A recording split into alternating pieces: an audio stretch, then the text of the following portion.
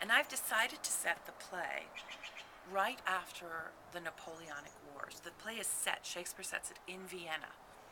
And so when I first started thinking about the play, I thought, why Vienna? It's a rather unusual place for Shakespeare to set a play. No other play is set there. And I thought, when was Vienna the center of the world? And it turns out that right after the Napoleonic Wars in 1814, everyone in the world convened in Vienna for what they called the Congress of Vienna to redraw the lines of Europe, which remained the lines of Europe until World War I.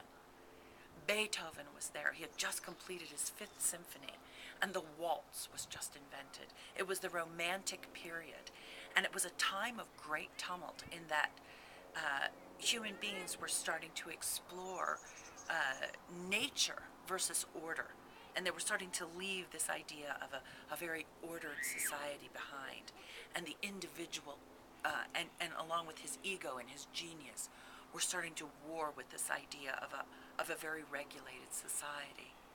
So I chose this period, and as I sort of said, this is what I'm going to do, it's odd because all of this research came up to sort of support it, and the play started to make sense in a way that it hadn't before.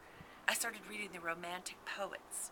Byron, who has a long stanza in one of his poems about the ladies waltzing in Vienna.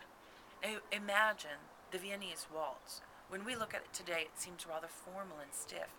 Then, it was the sexiest dance that anyone had ever seen, because it was the first time a man and a woman embraced each other on the dance floor instead of dancing in groups.